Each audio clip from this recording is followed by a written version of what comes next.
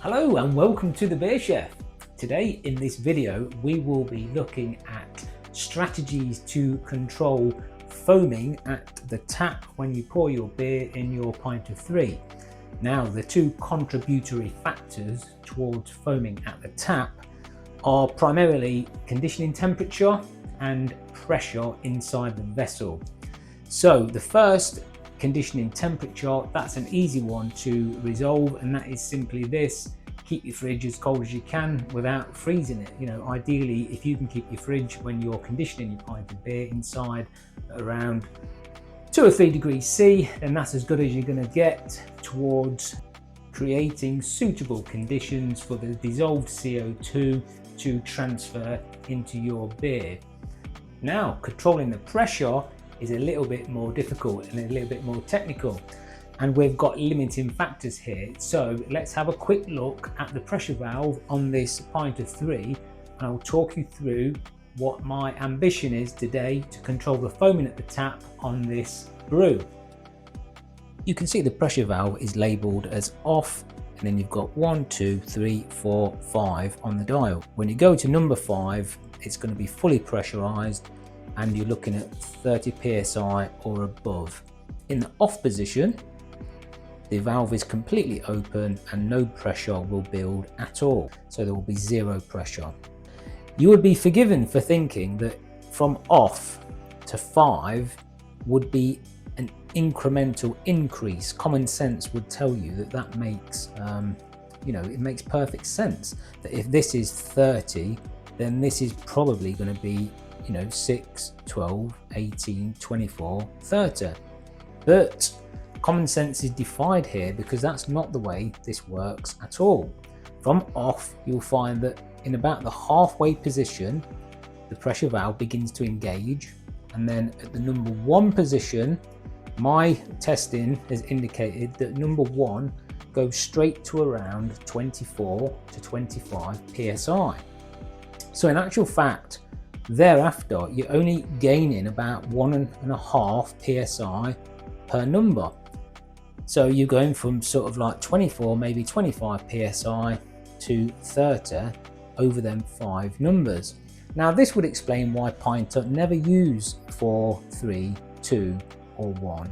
Because, for example, when they tried with Ancestor's Bitter going from 5 to 4, in reality that's only reduction of 1.5 psi, which makes, in true, absolutely no difference whatsoever to the carbonation or the foaming at the tap or the pressure. So that leaves us to ask the question then, what's the best thing to do to control over-carbonation and foaming at the tap? And the obvious answer here is to reduce this pressure as much as we can, which is number 1.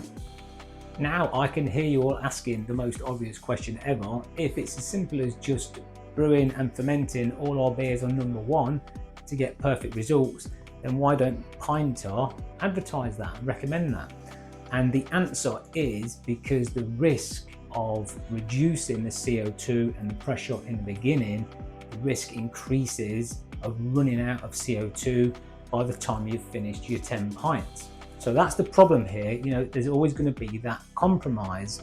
I do want to point something out, that I actually brew everything that I do in my Pinter on number 1. 24 psi is still considered a high pressure. 24 is still high. The pressure valve on the pint of 3 goes basically from high to very high. There is no low pressure in the pint of 3. It starts high and it just gets higher. Now that risk of running out of gas is alleviated by the fact that I know that I can recharge it. And to show you my tactic here to successfully reduce or eliminate completely excessive foaming at the tap with this brew, I probably will need to recharge it, because I'm going to do something quite extreme and reduce the pressure even more when I come to tap the beer. The reason for that being is I'm taking on the Golden Grove Challenge, which you guys probably won't, a lot of you guys won't relate to this, but it is common knowledge in the Pinter community that these wheat beers from Pinter are prolific foamers. I would point out that some of the beers, they don't foam too bad at the tap at all. Some of the stouts, and I even find that Ancestors is one as well, that pours pretty steady. But then there's others that are really quite foamy, and generally speaking, even when you trickle it into the glass, you're going to get half a glass of beer and half a glass of foam.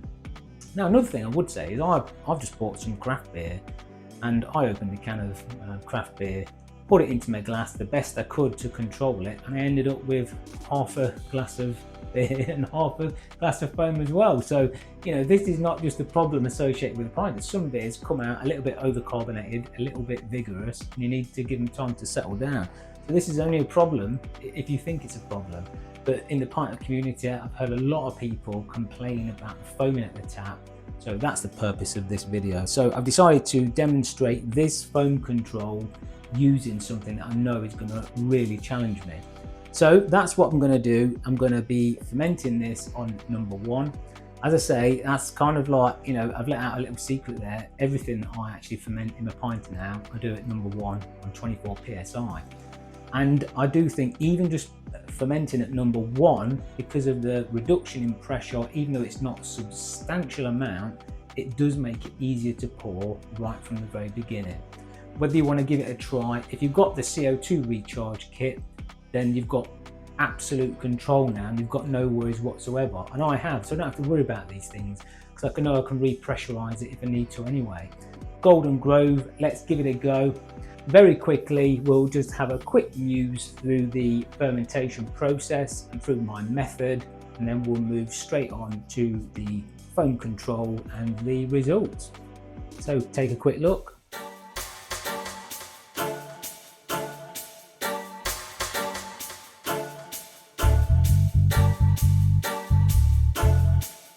Government is trapping the system.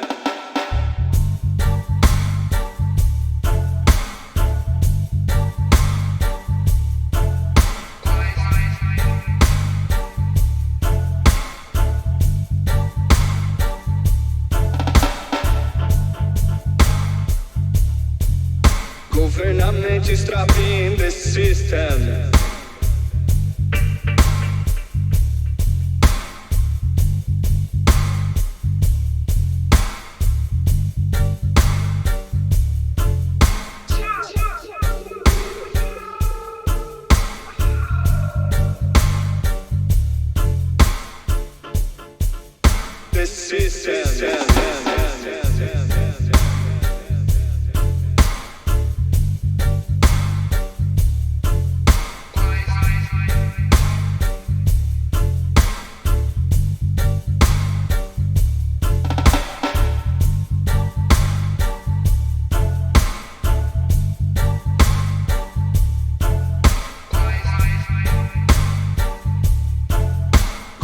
Government is trapping the system.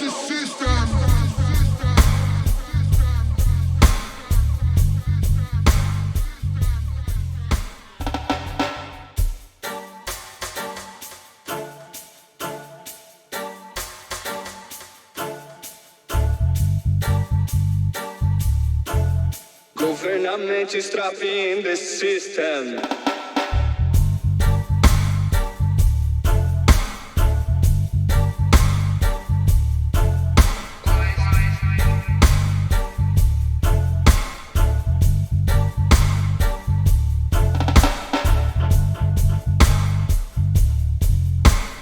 Government is trapping the system. The system.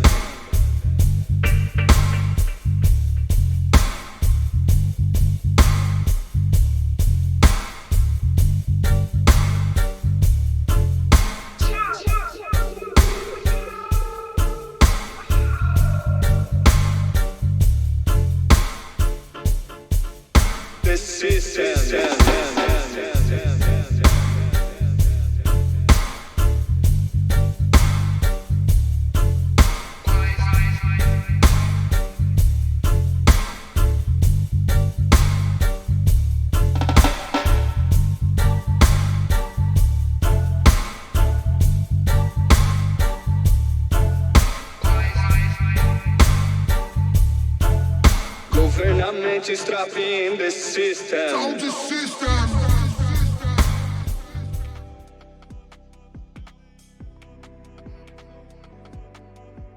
24 hours into active fermentation now. I have connected my ball lock adapter and I will connect the spunning valve so we can get a reading on the pressure fermenting at number 1.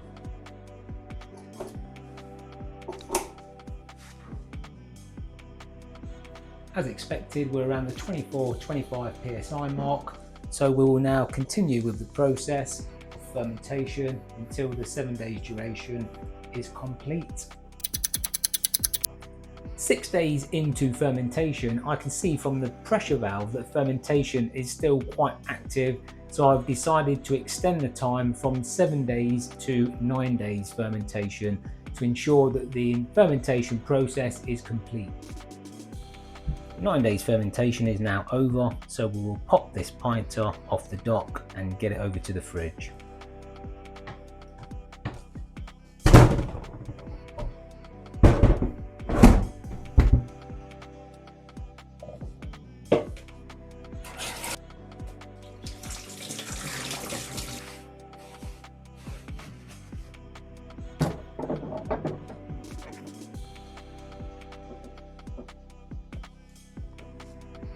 Into the fridge it goes for 7 days conditioning. So here we are, ready to go. This Golden Grove has had 9 days fermentation, 7 days conditioning, number 1 on the pressure valve right throughout the entire duration, and we are now ready to tap it, pour off a glass and see whether we have controlled this foam or not. So let's go get it.